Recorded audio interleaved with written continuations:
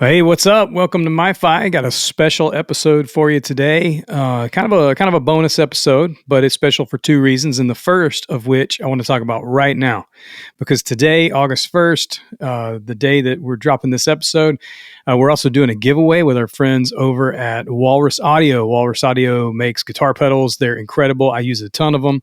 And I think that they're just fantastic. We're doing a little giveaway with them. You can go over to their Instagram page. It's at Walrus Audio Effects, effects with an E, if you need to know that. At Walrus Audio Effects. The original post is over there. You need to follow MyFi on Instagram, follow Walrus on Instagram, and comment on that original post, tagging two friends, and then we're gonna randomly draw from the comments in the post and give away the Lore. It's their new reverse ambient generator pedal. So if you're into that sort of thing, it's like a reverse delay reverb sort of thing. It's really awesome. Go check it out on their website, just walrusaudio.com. Go check it out. And if you're interested in that, follow MyFi, follow Walrus. Go find that post. I'll link it in the show notes. And you can enter the giveaway. We're going to run it till August 10th, and we're going to announce the winner of the Lore pedal from Walrus Audio on an episode that we will have Colt, Westbrook, and Jason Stulce from Walrus on the show. So it's going to be super fun. They're super funny, super amazing guys who work with a lot of great musicians. They've made a lot of incredible pedals that a lot of people you know and love use, maybe some of your favorite bands. So go check that out. Don't forget about the giveaway.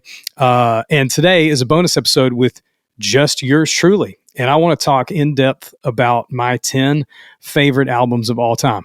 So let's get into it.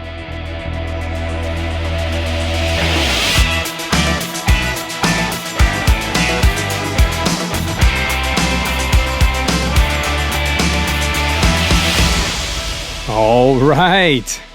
Yes, man. I just love talking music, and I'm glad you're here to talk it with me. I got a cup of coffee I'm sipping. I love coffee. I hope you do too.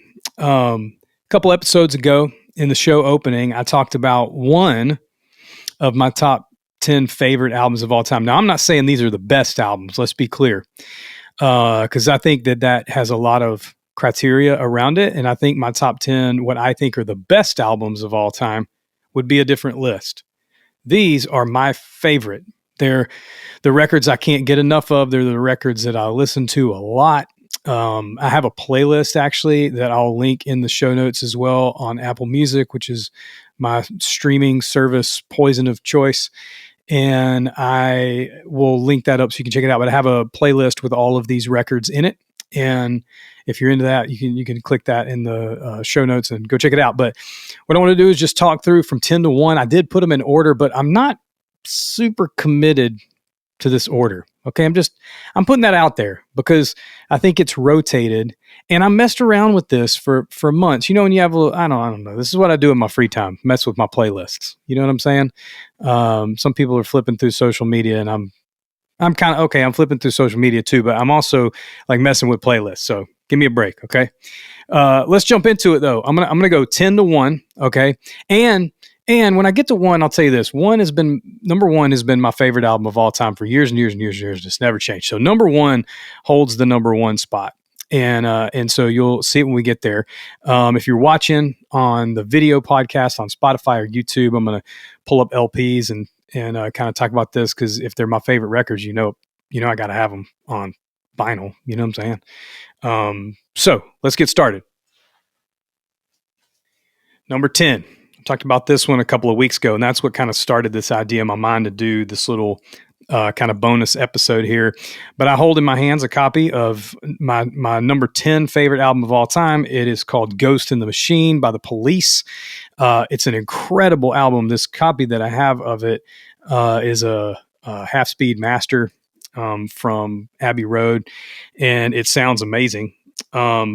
This record, like the reason that it connected with me, and I could give you all the info about these records, like it came out in this year and it was produced by so and so. That's cool, but this episode's more about the stories of how I got connected to this, and what I hope is that you'll remember some records maybe that you got connected to too, and go back and listen to those, and they'll make you smile and inspire you. So Ghost in the Machine, The Police. It's an incredible album. Funny enough, my wife and I both, when we were dating, worked at the Gap, the clothing store.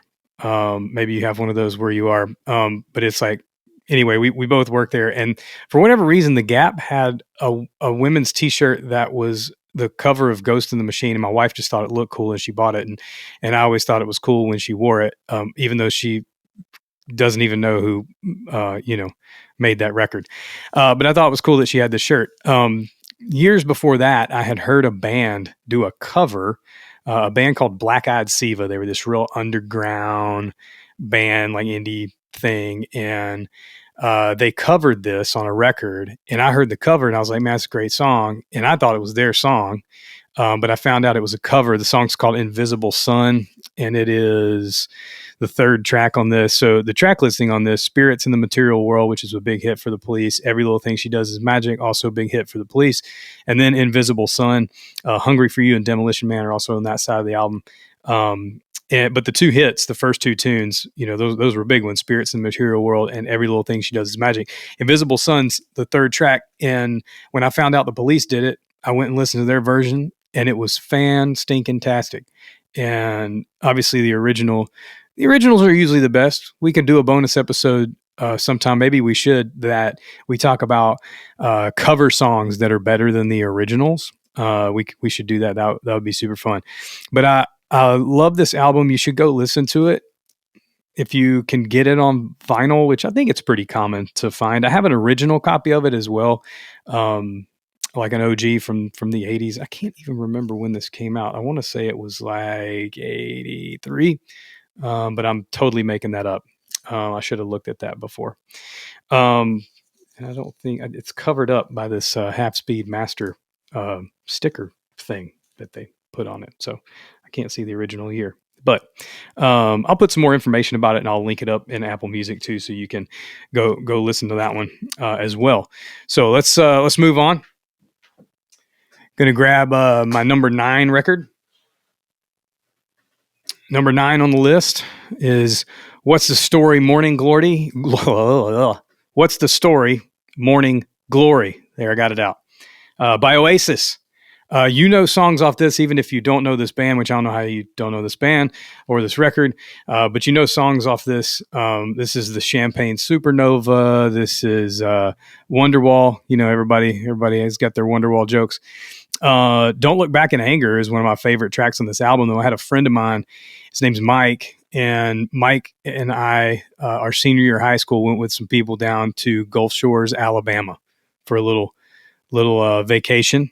And Mike had just gotten this on CD, and we listened to this thing non-stop.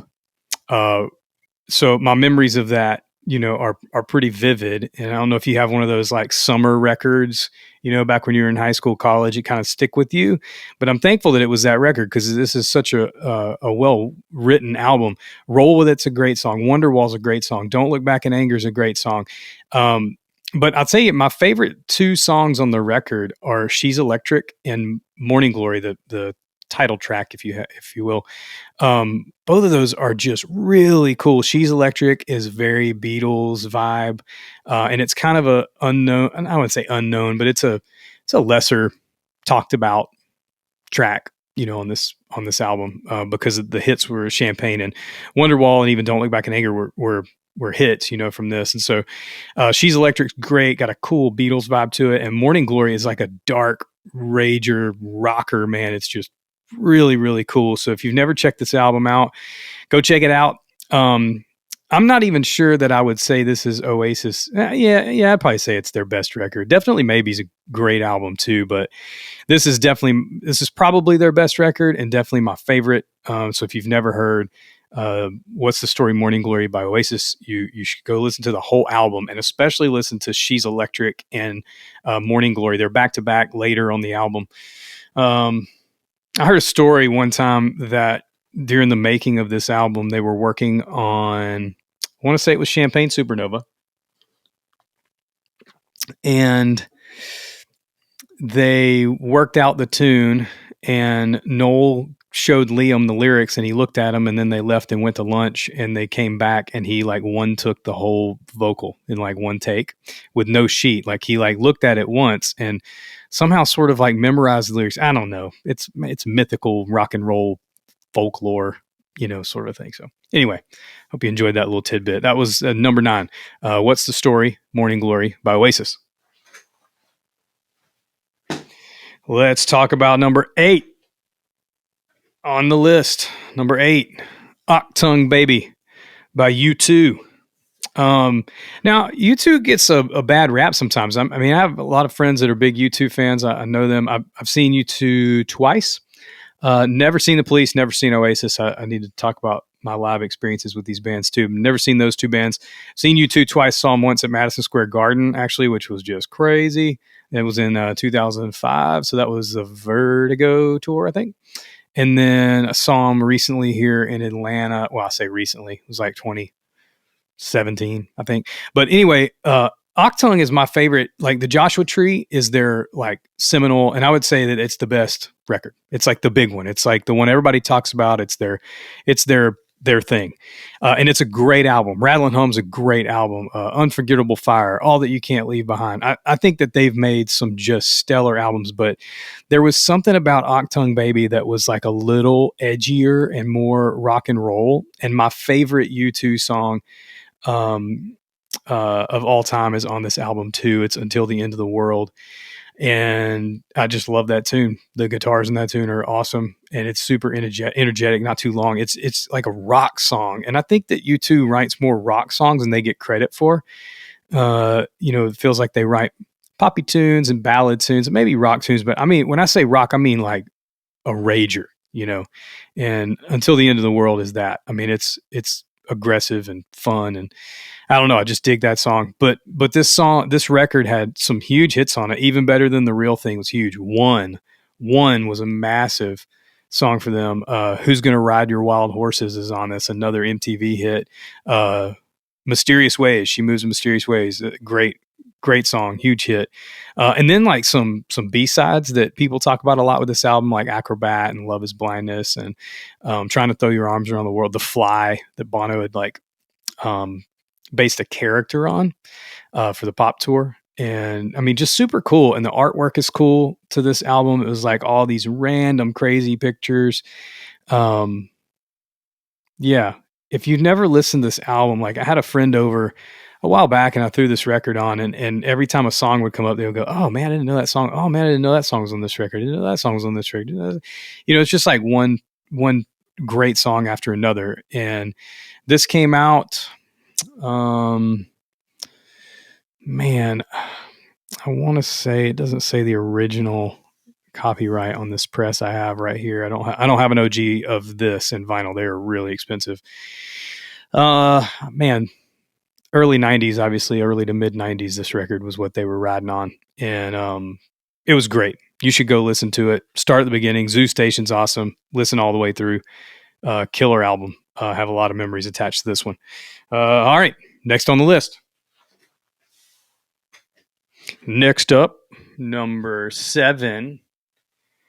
It's connected to U2 in a way, but this is Marquee Moon by the band Television. You may not have heard of this one, actually. And honestly, this record has been as high as probably number 2 or even number 1. Maybe not number 1, but it's been as high as number 2 on my top favorite, 10 albums of all time. I heard an interview with The Edge, actually, the guitarist from U2, and they were asking him about albums that had influenced him, like his top, 10, top 5, whatever albums that influenced you. And he mentioned this, and this was years and years ago, like late 90s, I think I heard this interview somewhere. And he mentioned this, so I went and found a CD of it and listened to it and was just captivated. Later, I got it on vinyl. I actually have a book about the recording of just this album. There's this great series of books called 33 and a Third, like the record RPM, you know what I'm saying? 33 and a Third. And they make books on individual albums. And I would say there's probably over 100 that they've done. And I have one, they're like behind me over right there. If you're watching on video, there's a stack of 3 books right there. And I have a few of them, but Marquee Moon is one of them. And there's some incredible stories. Apparently, Television was the first band ever to play CBGBs, and they lied about their genre because CBGB in New York, the super famous club, was supposed to be country, blues, and bluegrass, kind of a thing, or country, bluegrass, and blues. And they lied and they played, indie rock. This was New York, early 80s, late 70s kind of rock, the New York Dolls scene and the Lou Reed stuff and all that was around at the time. And that's kind of what Television came up under. But their guitar work was just super cool. And I latched onto this. I'd never really heard guitars intertwine in this way before. And so I thought it was really cool. Their songwriting is really amazing. They did a couple other records, but they just didn't land like this. And the more I talked to musicians who were growing up in the late 70s, early 80s, they were super affected by this album. Apparently it was really influential. I don't think there was a hit. I don't think it was that kind of thing. I don't think, that Television was like a band that was on the radio, or anything like that.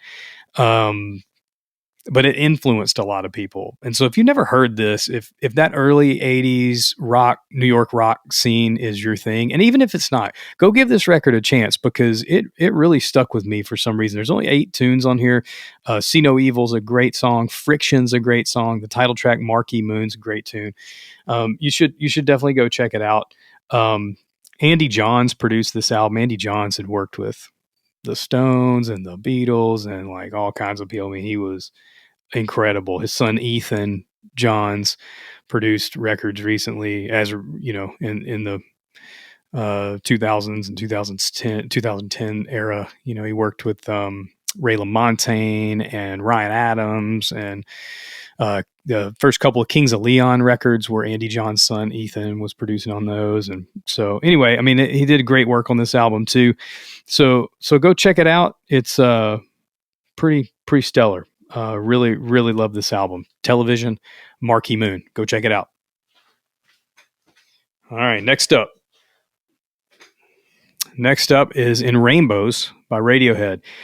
Okay, let me defend my choice here because I'm always going to have a Radiohead album in my top 10 because they're one of my top 3, maybe 5, but maybe 3 bands of all time.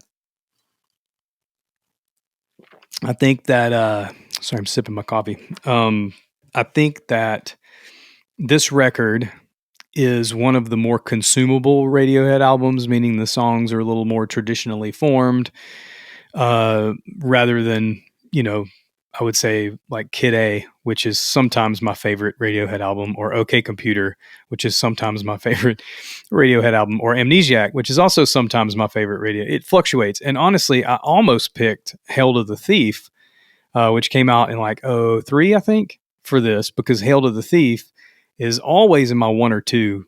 And it's not even one I think that people mention a lot, but that record's really great. But I want to talk about In Rainbows. In Rainbows came out in 2007, I believe. Yes, and it had been since 2003's Hail to the Thief. I think I'm getting that right. And I don't know, man. Hail to the Thief is a great album. For some reason, There was a hit on Hail to the Thief. But for some reason, that wasn't a big record for them. And they were coming off of the Kid A Amnesiac thing, which was like massive, those 2 albums back to back. And so I think people just kind of ignored Hail to the Thief, maybe, potentially. And anyway, In Rainbows came out, and I think that there was time from Kid A and Amnesiac in like 2000, 2001-ish, where there was like a whole, like, now it's 2007, Hail to the Thief was a little ignored, and this record just started connecting with a whole new group of people, fans. And man, I feel like it was a new type of recording for them, maybe songwriting, the way they tracked it. I don't know, but the songs are, I mean, it's just one after another. I couldn't even name you my favorite song on the album. They had taken what they had learned, I think, from the electronic explorations of the Kid A Amnesiac era, and the songwriting that shifted a little bit with Hail to the Thief, and they put together what I think is a great like alternative rock, alternative pop album. I mean, I think it's so consumable. These songs could have been on the radio, like the songs from the Bends, like in earlier albums, like the Pablo Honey stuff, and the MTV hits and all that radio had early on. But like Creep and Karma Police, and songs like that. But I think these were like so uniquely produced, and this record, anytime I can throw this on, I have to be in a mood for Hail to the Thief. Maybe you have records like that, like you love them, but you got to be in a mood, for something like that. So I don't know if that's you. I don't have to be in a mood for In Rainbows. It's like just any mood kind of record. And I really love that about it. Love how the organic instruments and electronic instruments kind of work together in it. And I don't know, man, I think it was a big turning point, and I think it introduced Radiohead to a ton of new fans. I was in a band at this when this record came out. It was really influential for us. And I was actually a co-owner of a little independent record label. And man, this record, when they released it, was the one that you could pay what you wanted for it. It was like you can pay $0, you can pay $50, you can pay whatever you want for it. And I think that really, really changed the music industry too. And I just remember that, especially because we were, working at the record label and stuff at the time. And so anyway, big record for me. You should go listen to that. If you're not a Radiohead fan and you're like, oh, that band's weird, or, I've heard people talk about them, but I don't like them. This is a great record to go listen to. Just throw it on, listen to the first 2 or 3 songs. I think you'll enjoy it. I think you'll get hooked. And if you can listen to In Rainbows, I think of Radiohead like sushi a little bit. You know what I'm saying? Like not everybody jumps into the sashimi sort of thing. People kind of, get a California roll. This is the California roll of Radiohead albums. Like you can try it out. That's a good thing to try first. You know what I'm saying? And then you maybe get into some richer, different kinds, more unique albums of theirs, like Kid A and Amnesiac and OK Computer and stuff like that. So Radiohead and Rainbows. Next on the list, this is Pearl Jam Versus. All right. I don't think I have to defend this. I think this is on a lot of lists. It's number 5 on our countdown, by the way. So we're like halfway done. Yeah. I don't think I have to defend this. But a lot of people say Pearl Jam 10 because it was their first album and it was groundbreaking. It was amazing. 10's an awesome record.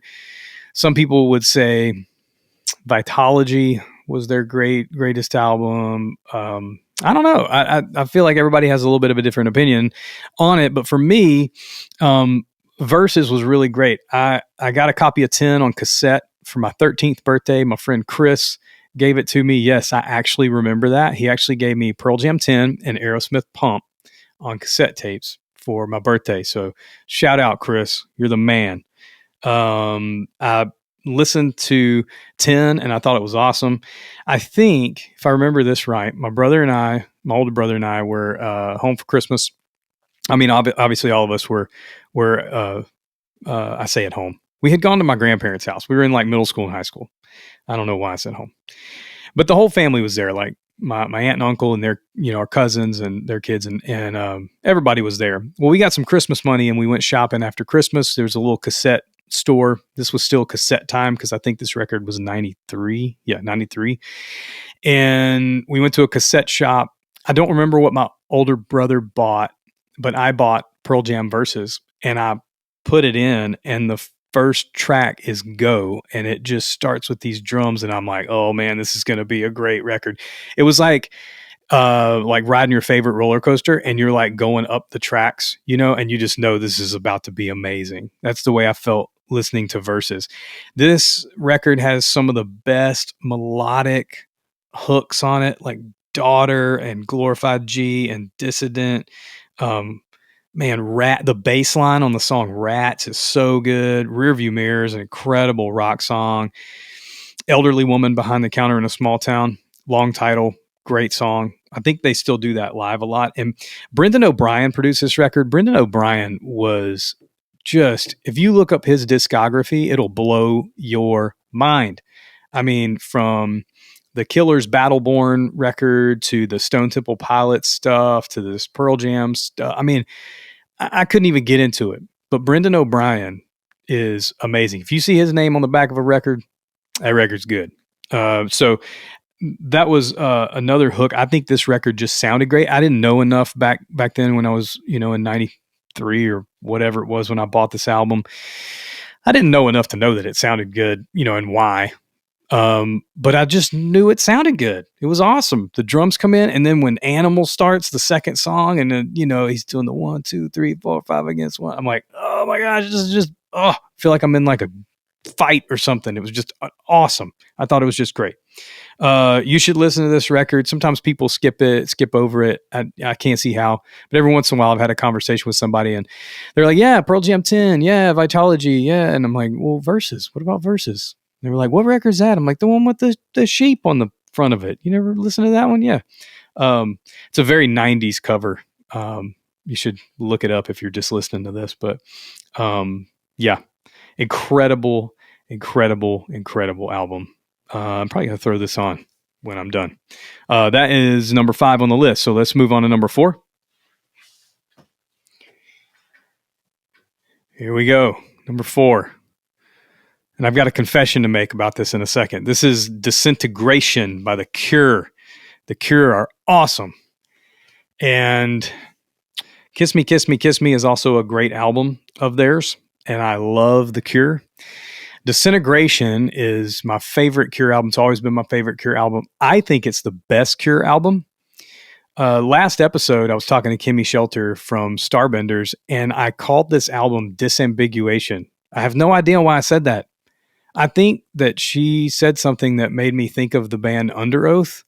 If you know who they are, they're like a metal band, hardcore metal. I don't know what you would call it. But they're a great band. But they had a record entitled that, and I don't know why. And then she said something that made me think of The Cure, and I crossed wires, and I was really embarrassed that I said it, and I was hoping nobody was going to catch it. But I did apologize in the show notes for being an idiot, because this is one of my favorite records of all time, Disintegration by The Cure.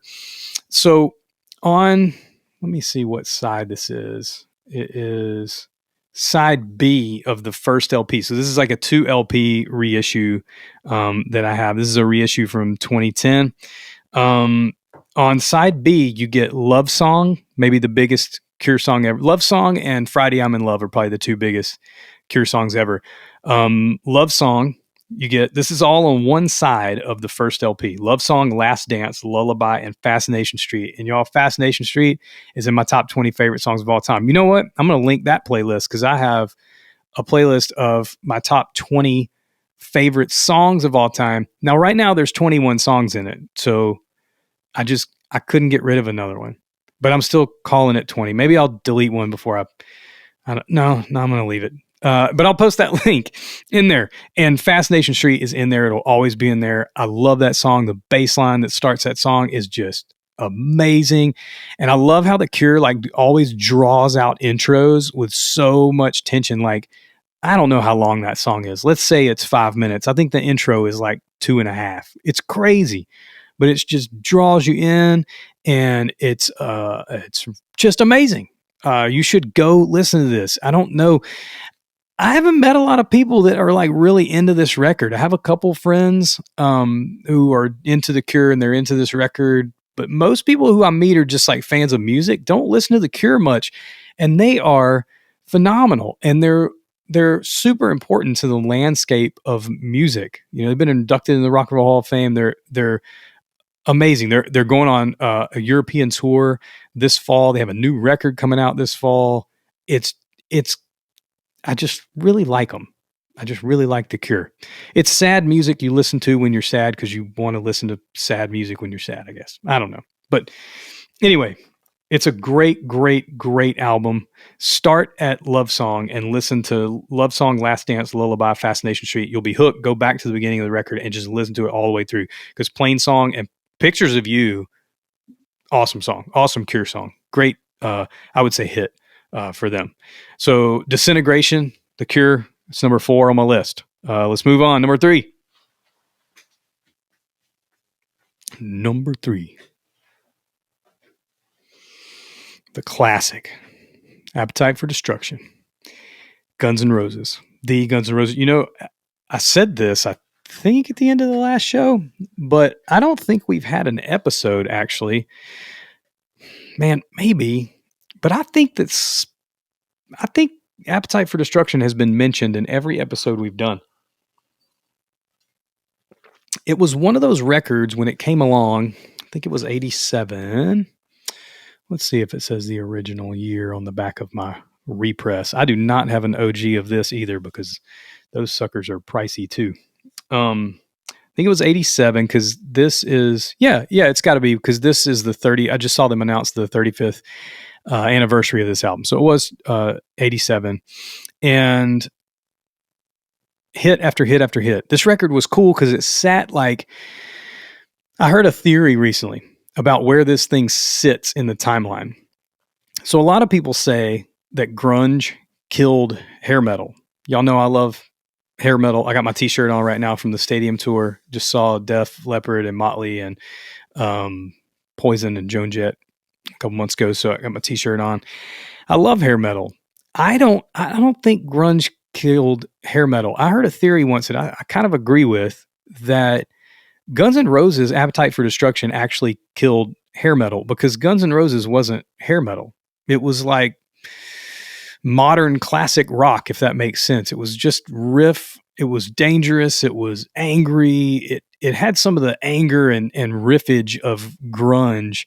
And the subject matter was about more than partying and love songs and stuff like hair metal kind of was, in its subject and its theme. So Guns N' Roses was just a little more aggressive, and they were singing about things that were more serious. And I think it was a bridge into grunge, maybe, but I don't know. Guns N' Roses, like, I'm looking at the back of this record, and they got long hair and stuff, but they're in like jeans and leather jackets and boots. That wasn't like hair metal. Was like, man, it was like, they dressed up like superheroes, like in the coolest way, and everything. But it wasn't as down to earth, I think, as Guns N' Roses was. And so when this record came along and they dropped Welcome to the Jungle, Axl's a little glammed up in that video, but they went Welcome to the Jungle. You got Paradise City on this record. You got Sweet Child of Mine on this record. You got Night Train, Out to Get Me, Mr. Brownstone, It's So Easy. All these songs. They just featured, I think there were 2 or 3 Gun songs in the newest Thor Love and Thunder, the Thor Love and Thunder movie, the newest Thor movie. Man, I just, it's one of those records that you can't overstate how important it was in music history, in the canon of pop rock music. The cover is really cool. I got this, actually, my first copy of this was a cassette tape, and my parents gave it to me. Can't remember when, but I got it and another album I'm about to mention the same day. And I think I spent some birthday money on, because I was in like 4th grade, I think, when this record came out. And I bought this and another album I'm about to mention next on the same day. And that's funny. I hadn't thought about that before, but I bought this on cassette and the next album on cassette, same day. And my mom saw the inside of this album, which I'm not going to show on the video because it's pretty racy. But and it was actually the cover, and it got banned. But I got this on a cassette tape, and then my mom saw the inside of it. She took it away from me, so I didn't get to listen to it very long. Well, my brother had a copy, and he would let me listen to it in his Bronco when we went riding places, and that was pretty cool. And then I watched the hits on MTV and all that stuff, and I remember learning the riff to Sweet Child, and it was just great. I still just love playing these riffs on this record. If you haven't heard this in a really long time, you should go listen. Man, it was a groundbreaking record for rock music. It's just one of those that turned the corner, for better or for worse. It turned the corner, and as wild and volatile as Guns N' Roses always have been, they made magic on this one for sure. And it'll always go down in history as a really important record for rock music. So if you hadn't listened, I'm sure you've heard these songs before. Who hasn't heard Sweet Child of Mine or Welcome to the Jungle? If you've been to a sporting event in the last 35 years, you've heard Welcome to the Jungle, So go listen to it, though. It's a great record. I forget how great this record really was. So crank it up, check it out. Let's move on. Number 2. And I mentioned that I bought this record the same day that I bought Appetite for Destruction on cassette tape. I was in 4th grade. I think I had some birthday money. This is Hysteria, Def Leppard. Now hold on. So I get hair metal gets a bad rap, but I have listened extensively to podcasts and watched documentaries about this album, and I really think it's one of the greatest albums of all time. I think because it's like hair metal, it gets a little overlooked, maybe. And I don't even know that I would put. I guess you have to put Def Leppard in hair metal, but their music, they're just so professional. I just saw them a couple months ago, like I mentioned, and they're pros. They're rock. They're rock and roll, but they're just pros. They're great players. They're great songwriters. Mutt Lange had done the Pyromania record, and he did this one. And this one took a long time. They spent a ton of money on it, but it sold millions and millions and millions and millions and millions of copies. And they just had hit after hit after hit on this album. Rocket was a big MTV hit. Animal was the first single and a hit for them in the UK. And later, I think it charted in the States. But Love Bites was a huge hit. Pour Some Sugar on Me was massive. Obviously, you know that song. Armageddon It was a huge hit. I remember that video on MTV. Women opens the record, which was also a single in the UK, I think, only. And it did okay. But then you get Rocket, Animal, Love Bites, Pour Some Sugar on Me, and Armageddon all in a row on this record. All of those songs eventually or immediately charted in the top 40 in the States. On the backside of the record, you get Gods of War, which is an amazing song, one of my favorite Def Leppard riffs of all time. Hysteria, which was also a top 40 hit. So you get 1, 2, 3, 4, 5, 6 songs that charted in the top 40 on a record. Now you can fact check me on that. Maybe only 5 of them made the top 40. But all of those songs, I know all of them charted in the top 100, not without a doubt. Okay. Incredible record. There's all these mythical folk tales of this record and how they recorded it and all that sort of stuff. But one of my favorite stories about this album was they were done with the record and they had written so many songs that the band was kind of upset with Mutt Lange at the time. They just wanted to be done with the album. And one of the guys, maybe it was Joel Elliott, the singer, started messing around with a little riff, and Mutt heard it and was like, "What's that?" And they ended up writing "Pour Some Sugar on Me" in like 20 minutes. And, the rest is history, because I think that was the biggest song on this record.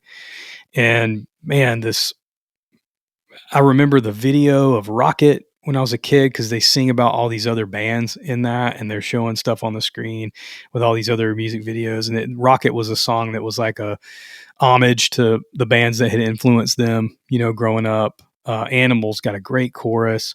Armageddon It was a live video, like a live concert video that was really good. I just have such vivid memories of this album. And again, my mom didn't take this one away from me, even though the cover is a little crazy. It's not like, it's just cool and crazy.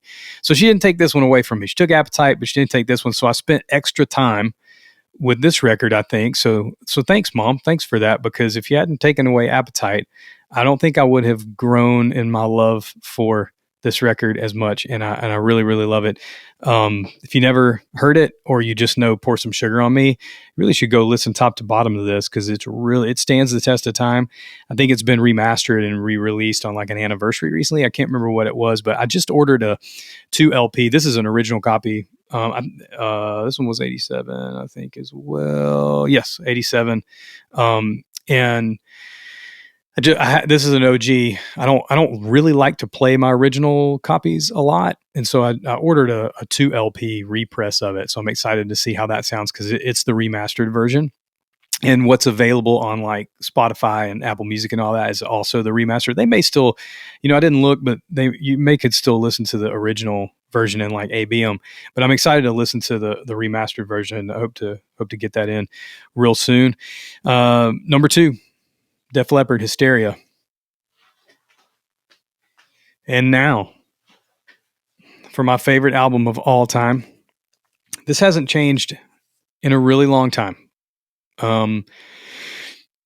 I'm not even sure that I would say that this is their best album. But for some reason, I just love listening to this record. And when I don't know if you ever get in the car. I'm sure you do, because I think everybody does. You get in the car and you don't know what to put on. Like, you want to listen to some music, but you're like, you're flipping. Don't know what playlist, record I want to put on, whatever. I just throw this on if I don't know.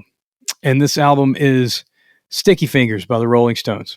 Now, if you know me, I'm a Keith Richards dude. I love Keith Richards. I have a couple Keith Richards shirts. I love the Stones. I have all Keith's solo albums. I just think that he's like rock and roll personified. And I think that the riffs that he wrote are underrated. People give him grief because he's kind of a sloppy player. But I think that's part of his charm. He's just kind of a sloppy player. And I think that draws me in for some reason. It's just his attitude. It's not his articulation on the guitar. It's not his precision. It's not his technique. It's just, I believe it. You know what I'm saying? And this record just has some incredible tunes on it.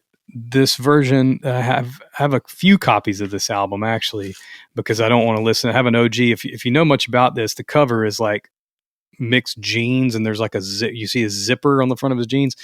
The original pressings had working zippers on them, and they found out they were scratching in shipping, and so they recalled them, the ones that hadn't been sold yet. And so you can find them. They're not crazy expensive. I think they're like $60-$70 or something, maybe even cheaper. You can get them.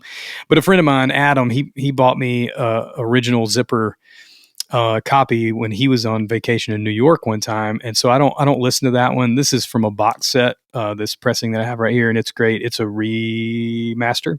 Yes, it's a remaster.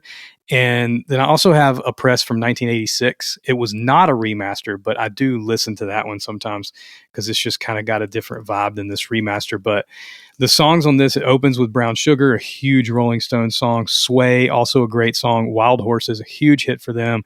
When they did the film Shine a Light with Martin Scorsese, he recorded a Rolling Stones concert at the Beacon Theater in New York City. I don't remember what year that was, but it was like, I don't know, 08, 09, I think. I don't know, somewhere around there. But they did Wild Horses with Jack White, and it was just fantastic. I think that, yeah. No, I'm sorry. Jack White did Loving Cup with them. I'm sorry. And I messed that up. Jack White did Loving Cup with them. Can't You Hear Me Knocking? Huge. Probably that song's in my top 20 songs in the playlist I was talking about. I'll put in the show notes. Can't You Hear Me Knocking? The riff from Can't You Hear Me Knocking? This is one of the records. There was like 3 or 4 records in a row that Keith tuned to open G and basically wrote all the songs with this Keith Richards like open G tuning with no 6th string, no big E string on the guitar. And you can't play those riffs without that. So I have a Telecaster that just has 5 strings and it's tuned to open G all the time, so I can play Stones and Black Crowes covers and stuff. But incredible record. Sister Morphine, Dead Flowers. I Got the Blues is an incredible song. Oh gosh, just so good. All the riffs. You Gotta Move, the Fred McDowell cover that's on this record, is just so good. And I know, like, there are people who just think the Rolling Stones are just completely overrated and, all this. But I'll tell you, in the time when they launched, there was nobody doing it. You know what I'm saying? Like, it was like the Stones and the Beatles, and you were a fan of one of those bands. But, a lot of people weren't fans of both. And I think the Beatles were, you can't deny. They're amazing. I love the Beatles. I have all their stuff on vinyl too. Like, love the Beatles. But I've always been a Stones guy. I think Exile may be their best record of all time. But I learned the riff to Can't You Hear Me Knocking, and I learned the riff to, Brown Sugar. Sorry, first song on the record. Learned the riff to Brown Sugar. They're just great riffs. And I attached to this record early on. It was this record and Tattoo You were the ones, because I learned Start Me Up too in guitar lessons when I was a kid, and just I was attached. It was great. And so, anyway, Go check it out. Go listen. If you don't know the Rolling Stones, go listen to Sticky Fingers. I think it's a great place to start. It's really fun. You probably know some of the songs. They've been in a lot of films. Like Brown Sugar's been in a lot of films. Can't You Hear Me Knocking's been in a lot of films, stuff like that. But Exile on Main Street's a great album. Beggar's Banquet is a great album. They have tons of great records. Steel Wheels is a great record. I mean, they have tons of great albums, so you should go listen to them. So let me run these down one more time for you. If you missed them, I'm going to put them in the show notes. But 10 to 1, counting down. The Police, Ghost in the Machine. Oasis, What's the Story, Morning Glory. U2, Achtung Baby. Television, Marquee Moon. Radiohead, In Rainbows. Pearl Jam, Versus. The Cure, Disintegration. Guns N' Roses, Appetite for Destruction. Def Leppard, Hysteria. And the Stones, Sticky Fingers. You should go listen to all those records. Those are my 10 favorite albums of all time. I have had an absolute blast sharing these with you. And yeah, drop some comments, and if you're watching on YouTube, let's chat about it. I'm going to post a few little things on social media. Let's talk. I want to hear what your favorite records are and all that sort of stuff. We have some great things coming up that I want to talk about here in just a second. But thanks so much for checking out the show today. Follow us on social media at MYFI Podcast everywhere, TikTok, all that sort of stuff. Make sure it's subscribe, rate, and review on Apple Podcasts or Google or Stitcher, wherever you listen, but definitely on Apple Podcasts. And subscribe on YouTube, follow the channel there. Yeah. Thanks for listening. This has been killer. We got some great guests coming up. We got the giveaway going on with Walrus Audio. Don't miss out on that. Go check out their Instagram at Walrus Audio Effects on Instagram. Find that original post. They're going to pin it on their account, and you should be able to find it real easy and enter that contest. All the rules and stuff are in the description there on that original post on Walrus Audio's Instagram. I'll repost it on the MyFi Instagram and connect you over to that over the course of the next 10 days or so, as this giveaway is running from August 1st to August 10th. And then we're going to announce the winner on an episode with Colt and Jason from Walrus Audio, talking about the music that's influenced and inspired them, as they've been musicians and now owners and engineers and the guys who run Walrus Audio, one of the most successful guitar effects companies in the world. So looking forward to that. Keep up with everything we got going on social media. Thanks so much for listening. You guys have a great one.